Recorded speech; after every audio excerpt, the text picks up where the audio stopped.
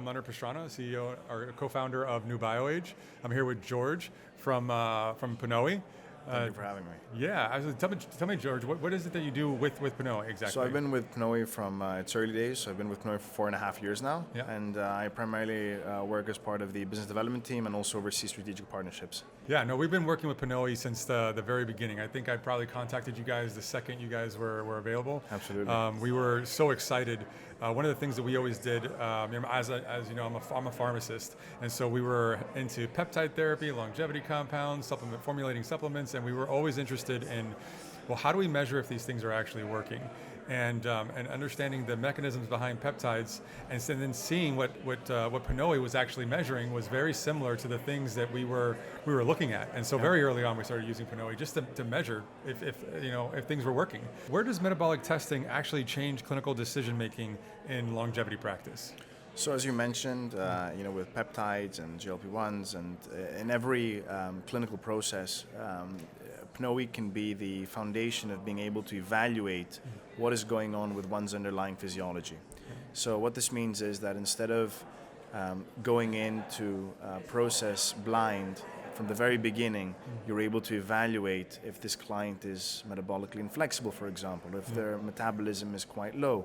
So in a use case, for example, for a medically assisted weight loss protocol, it's very useful to be able to use Pnoē as a compass in a way, by in which we evaluate the client at the entry point of their journey or the protocol, and then we're able to consistently retest to be able to not only objectively validate the progress of the client and the use for what you're recommending, but also to be able to guarantee that we're avoiding some sort of metabolic plateau, or we're avoiding any deficiency in micronutrients. Yeah, no, absolutely. That's exactly the way that we've seen it. That's the way that we've used it before. It's incredible how important it became, at least in the last 3 years, with the use of GLP-1s, right? So, previous to GLP-1s, people were losing weight and losing weight fast, but never at the rate and scale as they've been losing it recently with the introduction of GLP-1s. And so, all of a sudden, things like that you guys have always been tracking, like energy expenditure and metabolism, all of a sudden became very, very important. And I think that using your device along with body composition as well tells you so much. And so, in our world of longevity medicine, there's a lot of protocols, right? But there's something more to it, as to when you have a great protocol, when you're helping somebody out, they're changing, right? Their metabolic flexibility is changing, their body composition is changing, and so then their plan probably needs to change. And that's one of the great things that I see with Pnoē, is that when you retest, you now see their new physiology. How are they producing energy? What does their metabolic flexibility look like now? And then you would pivot and change treatment. So Precisely. Yeah, absolutely.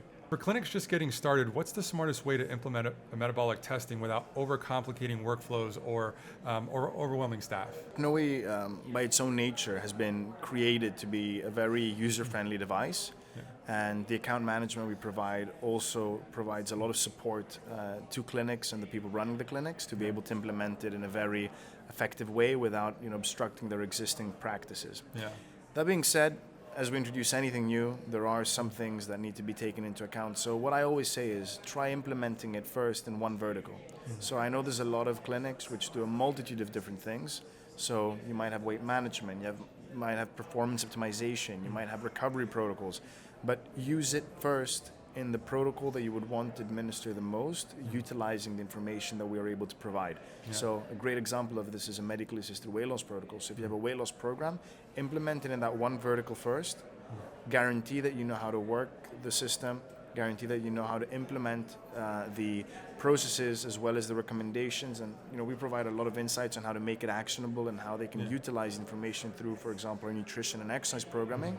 But once you've successfully implemented it in one protocol, it's basically copy-paste for everything else. You just have to use the relative adaptations.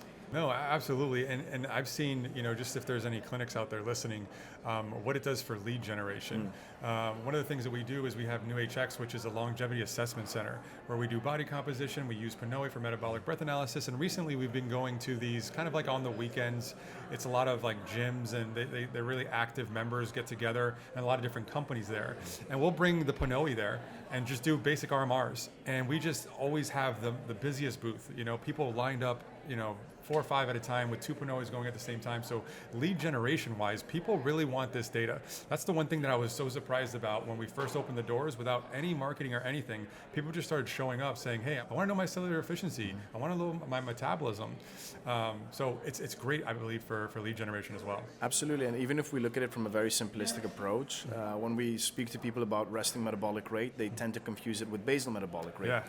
And it's very important to convey to people that basal metabolic rate is a standardized equation derived through age, weight, height, and gender, and it doesn't take into account any other physiological functions, right, such as you mentioned very correctly, how complementary body composition analysis is. Yeah. So when people are able to look at this information from a very holistic standpoint, and we're able to educate them and further develop their understanding of how this information can impact their lifestyle, then it spreads like wildfire. Word of mouth. People go back. They say, "Look, I got this as my biological age," and then this sort of healthy competition comes out of it. Or I've improved my, resting metabolic rate. I'm more energy efficient. So we have a little competition at work where someone comes on and it gives you that biological age according to your VO2 max, and so everybody's always in competition, saying, "Hey, I'm 9 years younger.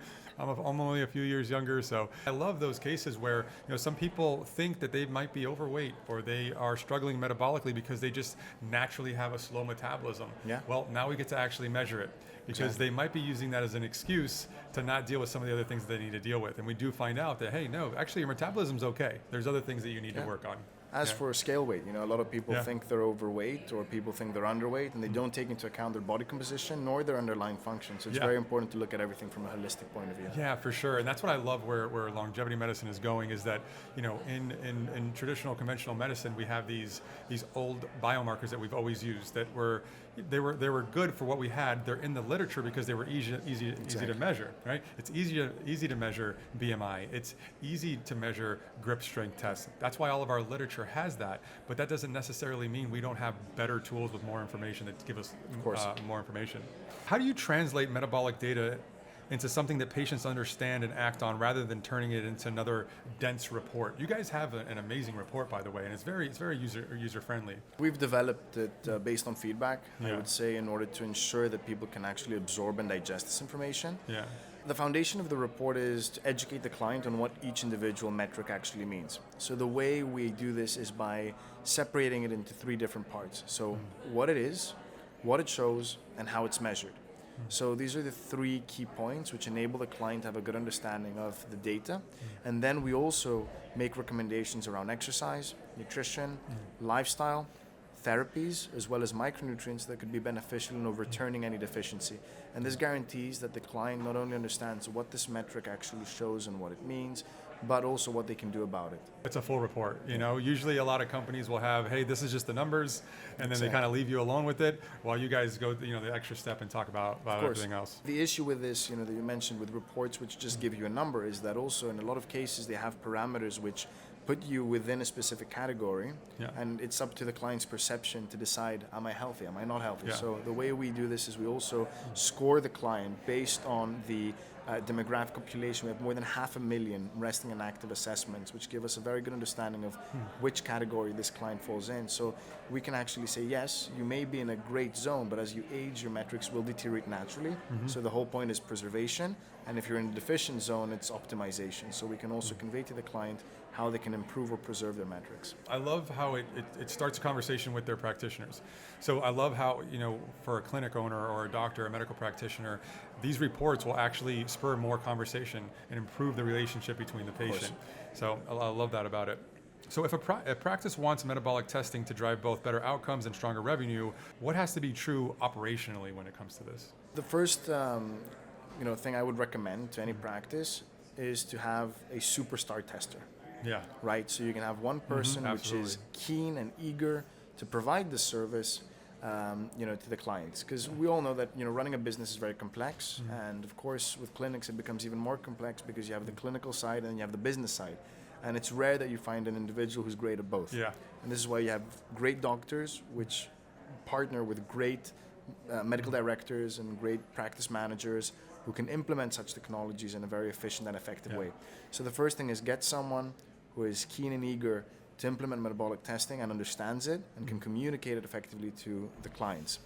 And then Once that's in place, the next best thing is leverage the data we provide in a way which, as we mentioned before, can be easily absorbed and digested by the client. So not only does the report do this, but getting the client to do the test is one thing. Getting the client to understand the value of the test before they do it is another thing altogether. Yeah. So I would base this primarily on the eagerness of the staff and the people implementing it, as well as also the educational background. And this is why, courses such as your own, as well as the education that Pnoē provides in combination a lot of times, is very important to get people to not only further enhance their own knowledge, but also share it with their own clients as well. With everything that we do, it's not only, hey, how do we educate medical practitioners, but how do we do it in a way where they can now educate and communicate with the patients. The communication with the patients is the most important thing. One of the things that we've done is every time we either have a new Pnoē or new employees, is we very frequently just have all the employees do the test. I think it's a great way to start. And then we have all the family members come in, and then you just get enough repetitions into it, and it becomes a little bit easier. But I agree with you that the technician that does it every day has to really like it and want to do it. It's very important. So George, thank you so much. It's been a fun conversation. Is there anything else that you wanted to add? I just say thank you very much for having us. It's a pleasure as always, and all the very best. Awesome. Thank you. Thank you, Leonard. Thanks so much.